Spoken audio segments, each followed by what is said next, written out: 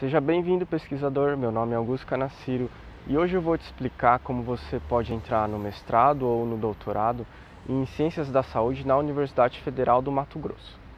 Bom, o primeiro ponto que você precisa saber é que o programa de pós-graduação em Ciências da Saúde, ela possui 4 áreas de concentração. A primeira é Biologia Molecular e Genética, depois tem Epidemiologia e Controle de Agravos Transmissíveis e Não Transmissíveis. A terceira é Fisiologia e Bioquímica e o quarto é Farmacologia, com 5 linhas de pesquisa. Eu recomendo você ler no site mais informações sobre essas linhas de pesquisas para você escolher qual que você pretende desenvolver a sua futura pesquisa. Bom, para entrar no mestrado ou no doutorado, você vai precisar enviar o seu currículo Lattes. Além disso, você tem que escrever e entregar um anteprojeto de pesquisa para o mestrado ou um próprio projeto de pesquisa para o doutorado. Além disso, é necessário entregar todos os documentos e seguir as exigências e as regras do edital do processo seletivo. Você também vai precisar fazer uma prova teórica para o mestrado. Tem uma fase que você passa por uma arguição do anteprojeto de pesquisa, no caso do mestrado, ou do projeto de pesquisa para o doutorado. Você também vai precisar comprovar proficiência em língua inglesa e para o doutorado, além do inglês, é necessário comprovar proficiência em uma segunda língua estrangeira.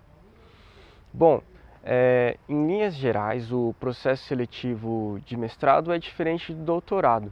Enquanto para o mestrado tem um cronograma fixo, para o doutorado o processo seletivo é de fluxo contínuo. Além disso, as etapas são diferentes. Por causa disso, eu vou explicar cada uma delas separada. Eu vou começar falando sobre o processo seletivo de mestrado, que tem 3 etapas. Então, basicamente, tem a prova teórica, a arguição de anteprojeto de pesquisa e a análise de currículo. Sobre a prova teórica de conhecimentos específicos, o conteúdo vai variar de acordo com cada área de concentração, né? Então, confira a bibliografia recomendada no edital do processo seletivo. Essa prova geralmente tem duração máxima de 4 horas. O edital recomenda que você chegue com 30 minutos de antecedência. Também é importante levar um documento de identidade com foto e caneta esferográfica com tinta azul ou preta. A nota dessa prova vai de 0 a 100 pontos. Para você passar para as próximas fases, é necessário ter uma pontuação maior ou igual a 70. O edital apresenta alguns critérios de avaliação da prova teórica. Um deles é a demonstração da compreensão dos temas abordados. A capacidade de contextualização teórica dos tópicos envolvidos nos temas também vai ser avaliado, assim como a sua capacidade de produção de texto, que apresenta coerência, coesão, clareza, legibilidade, além da estrutura do gênero acadêmico. O último critério de avaliação é a sua capacidade de pensamento autônomo e crítico. O seu anteprojeto de pesquisa para o mestrado tem que ter obrigatoriamente alguns elementos. Então, tem que ter introdução, tem que ter hipótese, tem que ter os objetivos, justificativa, metodologias, referências bibliográficas. Então, você tem que lembrar que o seu anteprojeto não pode ter mais de 20 páginas. Além disso, ele tem que estar alinhado com a linha de pesquisa do orientador que você pretende trabalhar futuramente. Agora, falando sobre a arguição, você tem que apresentar o seu anteprojeto de pesquisa num tempo mínimo de 20 minutos e no máximo 50 minutos. A banca do processo seletivo vai analisar o seu anteprojeto de pesquisa e vai atribuir uma pontuação de 0 a 100 pontos. Agora, quem tiver uma pontuação inferior a 70 pontos vai ser eliminado do processo seletivo. O edital ele também apresenta alguns critérios de avaliação da arguição do projeto de pesquisa. Basicamente, a banca vai avaliar a aptidão, a capacidade pedagógica de comunicação, a sua habilidade técnica, o domínio do conteúdo, o seu desempenho científico, a estruturação do seu projeto de pesquisa, a coerência entre hipótese, objetivos e a metodologia que você vai desenvolver. Basicamente, tem 4 critérios de avaliação. Um deles é sobre o anteprojeto, a estruturação, a coerência entre hipóteses, objetivos previstos e a metodologia, a seleção da bibliografia e o cronograma de pesquisa.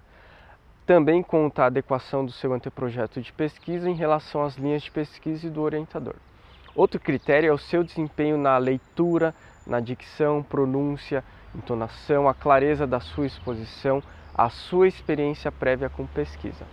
O terceiro critério se refere exclusivamente à arguição do projeto, né? Então, a sua aptidão científica, a sua capacidade de explicar e dar exemplos dos elementos do seu anteprojeto, a sua postura, entusiasmo, o seu autocontrole.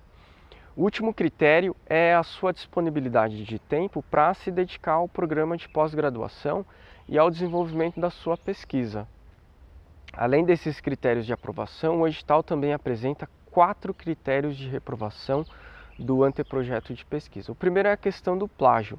Se o seu anteprojeto não for original ou se for constatado que você copiou algum anteprojeto, a reprovação é na hora. O segundo critério de reprovação é se o seu anteprojeto não está relacionado com a linha de pesquisa do orientador pretendido. Outra coisa que te leva à reprovação é se você não organizar bem o seu cronograma de pesquisa dentro do prazo do mestrado ou do doutorado. O último critério de reprovação é a ausência da descrição da fonte de financiamento da sua pesquisa. Por exemplo, se você buscar financiamento de alguma agência de fomento, como a CAPES, aí você tem que apresentar o termo, né? Bom, sobre a análise de currículo, o edital ele apresenta uma tabela com uma pontuação de cada experiência relatada. Basicamente, eles vão pontuar as suas experiências profissionais e acadêmicas, como, por exemplo, a docência, atividades de pós-graduação, participação em congresso e simpósio, as suas publicações, dentre outras coisas. É importante lembrar que vão ser consideradas apenas as atividades que você realizou nos últimos 5 anos. Claro que tem uma exceção para os elementos relacionados à especialização, aperfeiçoamento e residência médica. Bom, esses itens não têm data de validade. A avaliação de currículos, de títulos, vai ser pontuada numa escala de 0 a 100 pontos. Ela vai ser calculada da seguinte forma: o candidato que tiver uma pontuação maior, de acordo com aquela tabelinha, vai ter atribuído a nota 100. Aí depois as notas dos outros candidatos vão ser calculadas proporcionalmente. Bom, agora eu vou falar sobre o processo seletivo de doutorado em Ciências da Saúde na Universidade Federal do Mato Grosso. Diferente do mestrado, para o doutorado tem 2 etapas, que é a apresentação do projeto de pesquisa e a análise do currículo. Outra coisa diferente é que o processo seletivo de doutorado é de fluxo contínuo, ou seja, não tem uma data fixa com cronograma igual ao do mestrado. Em cada etapa do processo seletivo do doutorado vai ter uma pontuação de 0 a 100 pontos. Falando sobre a apresentação do projeto de pesquisa, você tem que saber que o projeto de pesquisa para o doutorado tem que ter obrigatoriamente alguns elementos, como a capa, o resumo, a introdução, os objetivos, justificativa, metodologia, cronograma de execução, as informações sobre o financiamento e a bibliografia. Na apresentação você vai ter no máximo 20 minutos para falar sobre o seu projeto de pesquisa. Depois disso, a comissão de avaliação vai ter 30 minutos no máximo para fazer a arguição. E aí a banca vai analisar o seu domínio do tema, o seu domínio sobre a metodologia científica relacionada ao seu projeto de pesquisa. Além disso, ela vai ponderar se você demonstra evidências de que você é capaz de desenvolver a pesquisa em tempo hábil para concluir o doutorado. O edital ele basicamente apresenta 5 critérios de avaliação da arguição do projeto de pesquisa. O primeiro critério se refere ao mérito técnico-científico do projeto.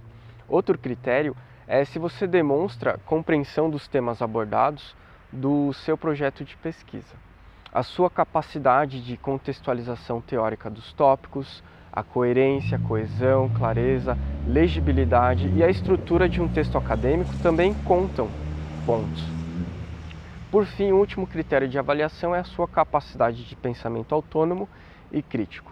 A nota mínima nessa fase é de 70 pontos. Bom, depois de tudo isso, vai ter uma análise de currículo. E essa etapa basicamente é idêntica à análise de currículo do processo seletivo do mestrado. Então, relembrando, tem uma tabelinha com a pontuação de cada experiência do seu currículo Lattes. Basicamente, eles vão pontuar suas experiências profissionais e acadêmicas. Aqui também só vão contar as atividades realizadas nos últimos 5 anos, com exceção para os elementos relacionados à especialização, aperfeiçoamento e residência médica. A avaliação de títulos vai ser pontuada numa escala de 0 a 100 pontos, da mesma maneira que no mestrado. O candidato que vai ter a maior pontuação tem nota 100, e aí a nota dos outros candidatos vão ser calculadas proporcionalmente.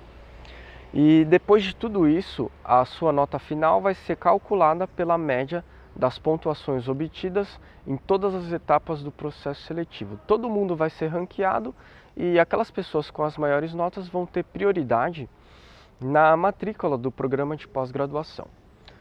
Bom, tem mais uma coisa que você precisa saber, né? A comprovação de proficiência em língua estrangeira não faz parte do processo seletivo, mas ela é obrigatória para os aprovados no momento da matrícula.